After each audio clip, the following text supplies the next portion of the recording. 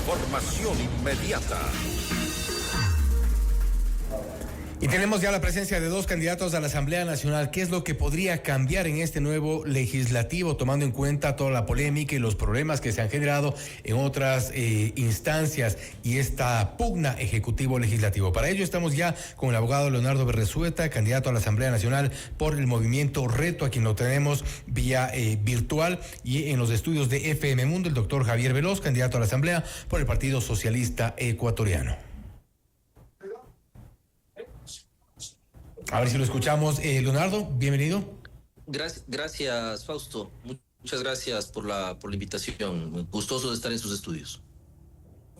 Perfecto, bienvenidos a los dos. Bien, iniciamos entonces, vamos a conversar un poco con el abogado Leonardo Berresueta, candidato a la Asamblea por Reto.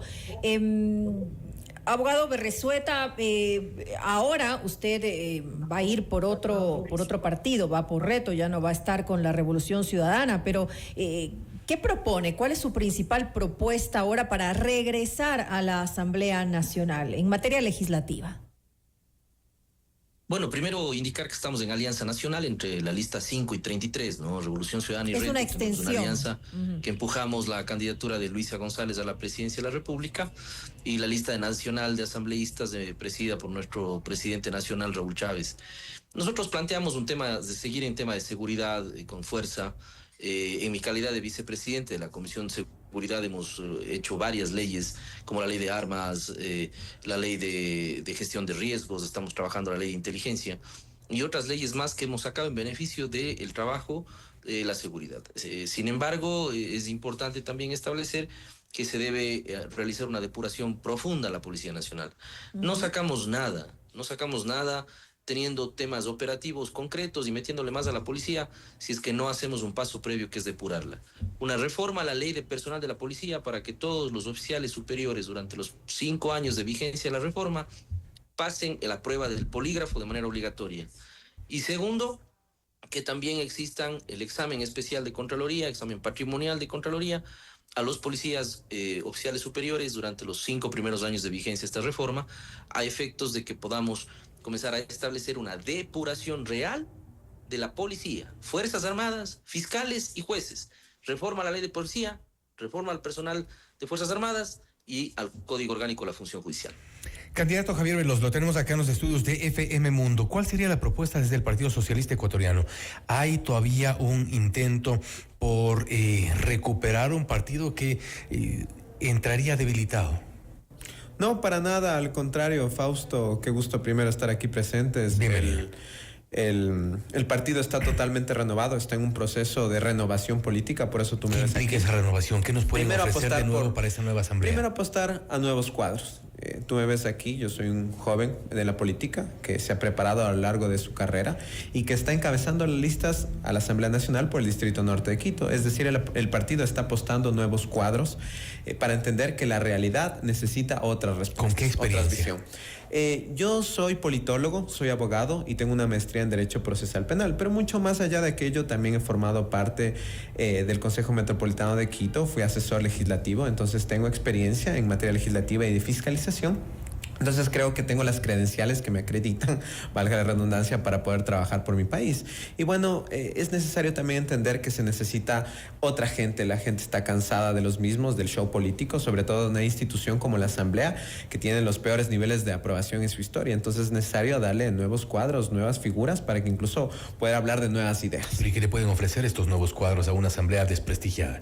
A ver, creo que primero la gente está cansada de los mismos de siempre, así que quiere resultados diferentes. Ya han gobernado los mismos partidos de siempre, tú incluso lo has mencionado. Es necesario que haya otros partidos políticos, sobre todo para tener una nueva visión de cómo ver los resultados para el país. En este escenario nosotros, como lista 17, proponemos 4 ejes. El primero, seguridad integral, una reforma al CUESCOP que también va acompañada con la creación de la Dirección Nacional Antimafia.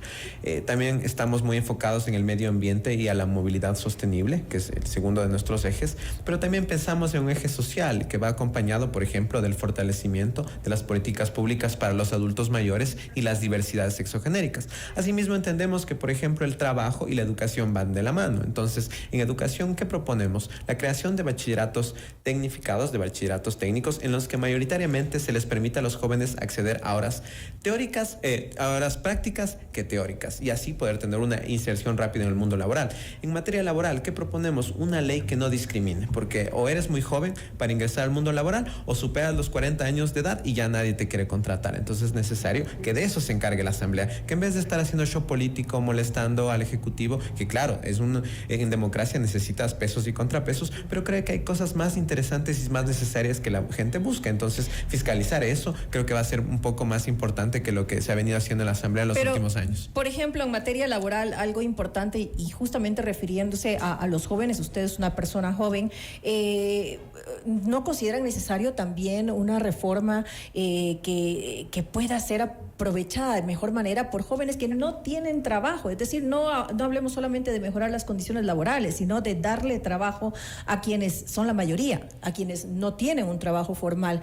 ¿Qué decir, por ejemplo, del trabajo por horas? ¿Ustedes apoyan eso? No, de hecho, ¿no? La ciudadanía ya se ha pronunciado. No podemos apoyar una medida que puede precarizar y al poco trabajo. ¿Por qué precarizar? Porque el trabajo por horas puede tener igual los mismos derechos. No necesariamente, porque muchas de las empresas contratarán simplemente por pedacitos, es decir, una persona que trabaja una cierta cantidad de tiempo y pues al final del día no le entrego los derechos laborales pero que tiene. Es una obligatoriedad de quienes van a emplear a los jóvenes, obviamente, aunque sea por horas, que tengan los derechos a la seguridad social, que tengan los derechos de los décimos, por ejemplo, pero relativo, ¿no?, a la cantidad de horas que trabaja.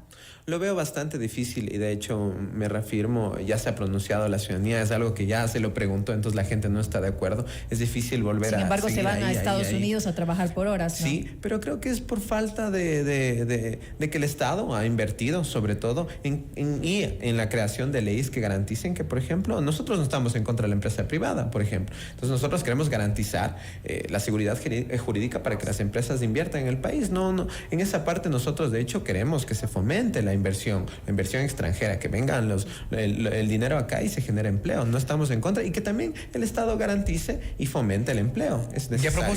Y a propósito de lo que menciona Javier Veloz, Leonardo Berresueta, candidato, también sobre el tema del empleo. Esta propuesta del trabajo por horas que ha sido tan discutida, no obstante, a la asamblea anterior de la cual usted fue parte, le faltó quizá creatividad o quizá decisión política para reformar el Código Laboral, dar mejores opciones y mayores opciones para que las empresas puedan dar trabajo, para que los ecuatorianos puedan acceder a un empleo. Sin duda faltó mucho también en tema de reforma laboral. No voluntad puedo seguir política. con un código laboral que data de la década del 40. Mire, 9 de cada 10 empleos en el Ecuador lo da el sector privado. Y lo que tenemos que hacer es ayudar al sector privado para que genere fuentes de empleo. Pero hemos hecho exactamente lo contrario. Por horas es la ley que yo propuse en la Asamblea y que está tramitándose, la ley del teletrabajo. El teletrabajo no sigue o no persigue precisamente un resultados por horas trabajadas, sino por metas alcanzadas. Y por lo tanto, más allá de que existe una prohibición constitucional, más allá de que el pueblo efectivamente se pronunció en contra del tema del trabajo por horas, pero hay que buscar alternativas. No podemos seguir cerrados a buscar alternativas que permitan tener trabajos parciales. El teletrabajo es una opción porque es por metas. Tranquilamente pueden las personas hacer un trabajo remoto, los jóvenes pueden hacer trabajos remotos, desarrolladores tecnológicos, diseñadores gráficos, contadores, hacen el trabajo bajo relación de dependencia, de manera telemática, pero que les permite también desarrollar otros trabajos en otro sitio. Entonces la alternativa a eso es casi a la final lo mismo, de un trabajo por horas con todos los beneficios que da la ley.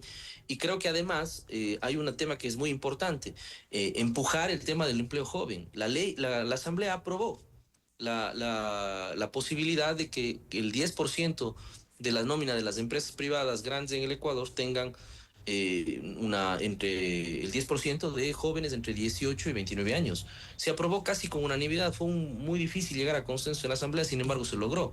¿Qué pasó? El presidente la vetó totalmente. Entonces, tenemos que esperar un año para volver a tratar el tema. Y ahí creo que Mientras tienen eso ustedes sucede, hay que buscar alternativas. Ahí creo que tienen quienes aspiran a llegar a la Asamblea Nacional un primer tropiezo posible, tomando en cuenta estas pugnas con el Ejecutivo.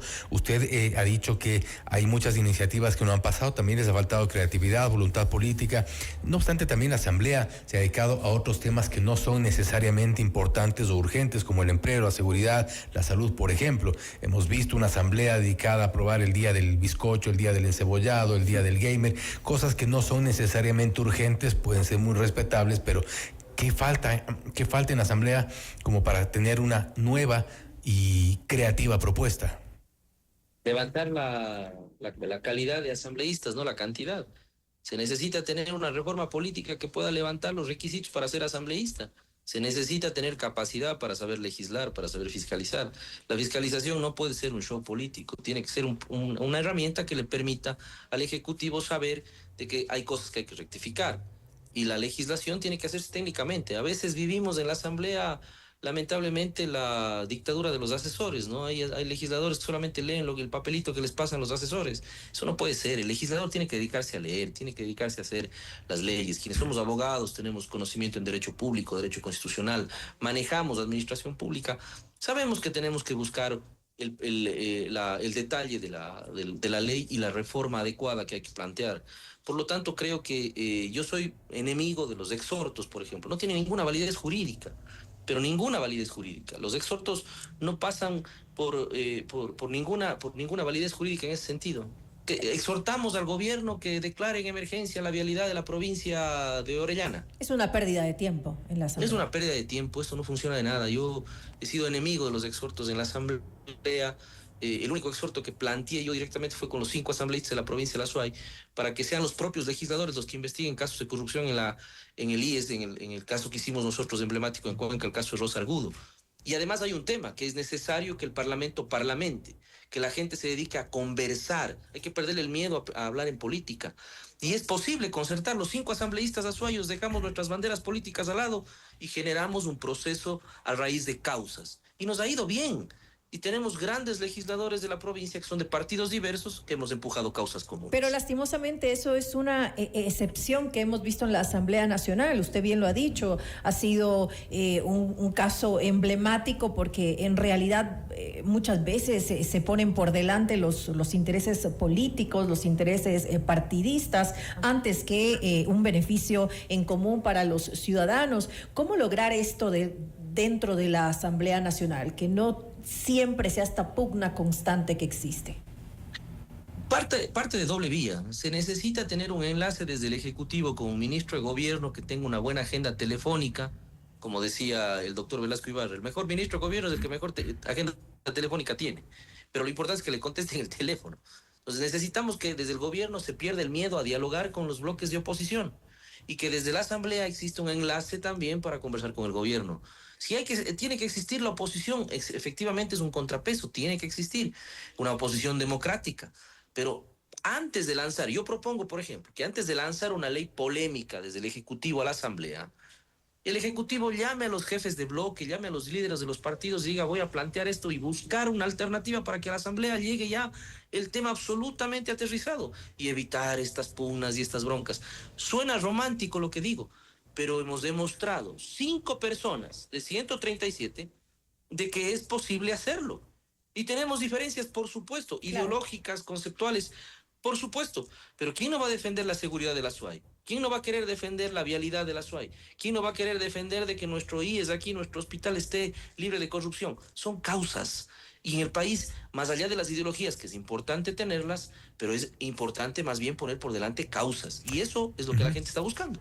Doctor Veloz, 5 de 137 asambleístas, parece muy poco, ha dicho el abogado Berresueta, también puede sonar incluso romántico, y creo que sí en nuestras condiciones, sí con la calidad de asambleístas, sí con la calidad incluso de candidatos que vemos que en muchos casos quieren volver y han sido parte en su momento de estos shows en la Asamblea Nacional.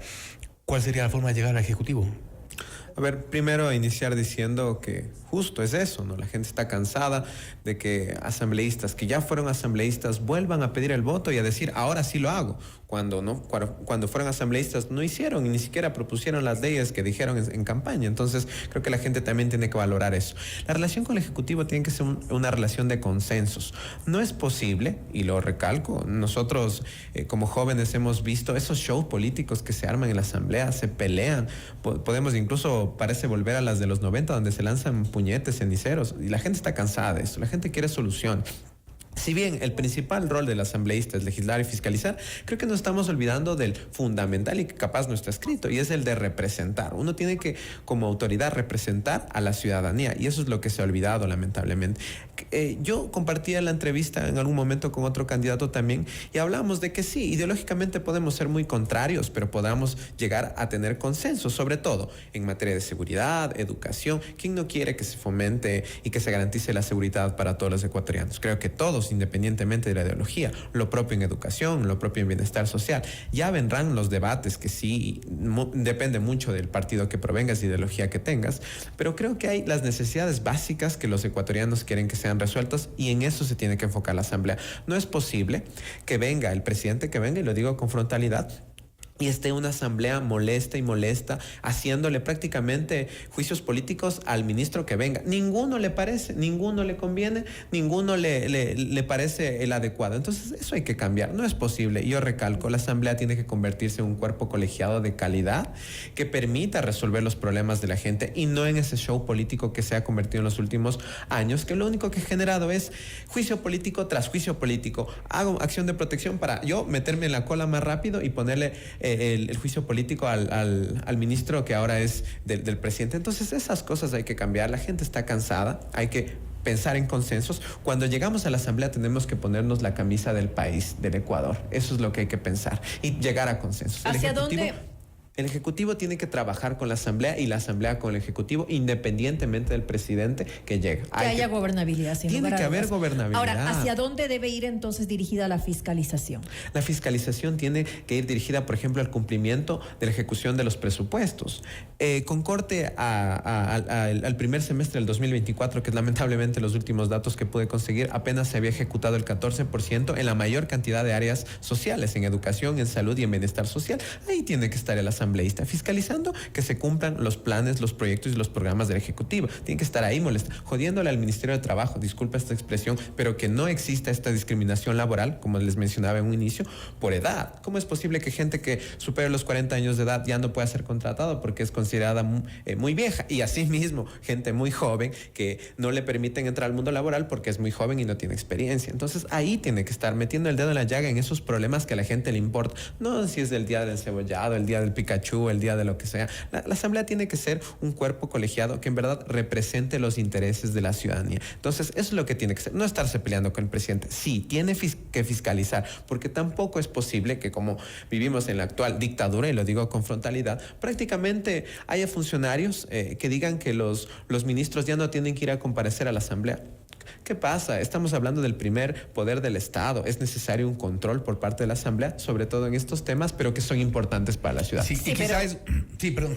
No, tampoco pueden estarlos llamando todas las semanas. O sea, no pueden estar perdiendo el tiempo en la Asamblea por absolutamente todo, que es lo que hemos visto en los últimos tiempos. Tiene que haber un compromiso por parte también del asambleísta de entender que, claro, si le estás molestando todo el tiempo, ¿cómo vas a ver en los procesos de ejecución? Sí, a eso me refiero, porque es una asamblea desprestigiada, entonces ha perdido ese valor, ha perdido esa solemnidad, esa majestad que debería tener un alto cargo como un asambleísta, y por eso incluso ni siquiera lo respetan. Totalmente de acuerdo. Yo, por ejemplo, lo que propongo, y de ser el caso de llegar a la asamblea, es una agenda legislativa y una agenda de fiscalización. Hay que darle tiempo, ¿no? No voy a iniciar el gobierno y ya decirle, bueno, cuánto has ejecutado. No, hay que dar los tiempos necesarios, pertinentes, pero también hay que estar ojo, porque no es posible 14% en el primer semestre. Creo que no han de haber llegado ni al 50% en ejecución de gasto e inversión. Entonces, ¿cómo es posible que la poca cantidad de recursos que tiene el Estado ni siquiera se los pueda ejecutar de una buena forma en beneficio de la ciudad? Abogado Berresueta, ¿cuál sería el factor diferenciador de esta nueva propuesta, tomando en cuenta que muchos de estos discursos, de estas propuestas, de estas ofertas de campaña las hemos escuchado quizá en décadas y el resultado generalmente ha sido el mismo? ¿Cuál diría usted que es el factor diferenciador ahora? Los resultados que hemos dado. Es decir, el camino que hemos realizado en la Asamblea en estos últimos 14 meses ha sido de resultados. Y le voy a poner un ejemplo. Un proceso de fiscalización en donde el Ministerio de Defensa no había recibido $2 millones por el tema del radar de Montecristi, que a través de una empresa aseguradora no se le pagó. Gracias a la gestión fiscalizadora, sin show, sin espectacularizar, simplemente mencionando lo que se tiene que hacer y gestionando jurídica y constitucionalmente lo que se tiene que hacer, logramos de que la empresa le pague los $2 millones. Pero esa fue una decisión judicial. Posiblemente eso no vende. Posiblemente eso no tiene ni siquiera un agradecimiento de nadie, pero esa es nuestra obligación como legisladores y fiscalizadores. El juicio político a la ministra del Interior, Mónica Palencia, que lamentablemente no se llegó a censurar, lo manejamos, al menos hablo desde mi parte, lo manejamos con absoluta altura, con claros argumentos y demostrando de que no había tal plan Fénix. En materia de legislación hemos sacado leyes importantísimas como la ley de armas, por ejemplo, que ha sido muy importante. Y le hemos dado las leyes al Ejecutivo. 6 leyes le hemos aprobado al Ejecutivo para que pueda avanzar en su plan de gobierno. No es que la Asamblea le ha dado la espalda, pero efectivamente también ha existido legisladores que han priorizado una agenda más de protagonismo político que, sin lugar a dudas, le hace mucho daño a la Asamblea. Entonces, la gente tiene que diferenciar quiénes damos resultados y quiénes quieren seguir en la Asamblea para poder seguir teniendo una plataforma de 5 minutos de fama. Ahí está la gran diferencia. Pero, por ejemplo, exculpar a Wilman Terán, un sentenciado en la Asamblea Nacional, ¿no es un show político? Sobre la base de las pruebas presentadas en el juicio político. Sobre la base de eso, no se puede sacrificar un proceso de un acto legislativo tan importante como es el juicio político cuando vamos a la audiencia de formulación de cargos o las pruebas que se presentan dentro del juicio político y el interpelante no realiza lo que dice la Constitución, ni siquiera presenta prueba. El día de mañana, todos aquellos, yo hablo a título incluso personal, soy abogado y conozco las consecuencias que puede tener, si es que vino violentado el proceso, si existieron muchas nulidades en el proceso, como la no presentación de la prueba, la exposición de la prueba, mostrar, sacar la prueba y decir, aquí está la prueba, muestro, señores legisladores, hágala, se puede hacer la correlación de la prueba, que alguien más pueda revisarla y demás. ¿Cuántas causales se presentaron allí? Se nulita, y el día de mañana, censurado, el señor Terán o cualquiera que sea, la demanda internacional es a nosotros, pues si nos van a demandar. Entonces, estuvo muy mal llevado ese proceso. El interpelante, que fue Jorge Peñafiel, no pudo manejar jurídica ni constitucionalmente el tema del juicio político y cayó en nulidad tras nulidad tras nulidad. Pero ustedes saben, entonces, jurídicamente es absurdo. Ustedes saben que en esto hubo un peso político importante respecto del apoyo que tenía Wilman Terán por parte principalmente de la Revolución Ciudadana. Eso creo que pasa por una posición que podría ser política, pero que al final también tiene una connotación, desde mi punto de vista y desde lo que yo planteé en la Asamblea Nacional, desde de un componente eminentemente también jurídico, sobre la base de lo mal llevado que estuvo ese proceso de juicio político, porque ahí viene la diferencia. Se tiene que llevar los juicios políticos en el procedimiento establecido en la Constitución y en la ley, pero lamentablemente, con el cuento de que como si llega al pleno allí en función de los votos, ahí todo pasa, no es así. Tiene que llevarse adecuadamente. Hay procesos, tiempos, la forma de presentar los juicios políticos, de presentar la prueba testimonial, la prueba documental. Es un juicio como tal, que no tiene nada que ver con el COGEP, que no tiene nada que ver con el tema jurisdiccional, porque tiene su propio procedimiento legislativo. Pero no sobre pretexto de decir que todo se resuelve con votos, vamos a hacer tabla rasa de la ley y presentarla inadecuadamente. Gracias, abogado Berresueta. También le agradecemos al doctor Javier Veloz, ambos candidatos a la Asamblea Nacional. El abogado Berresueta por el movimiento Reto, Javier Veloz por el Partido Socialista Ecuatoriano. Gracias nuevamente por haber estado con nosotros. Gracias por la invitación. Un abrazo. Gracias, igualmente. Un honor estar aquí. Gracias nuevamente. Esto es Notimundo Estelar, siempre bien informados. Noticias, entrevistas, análisis e información inmediata.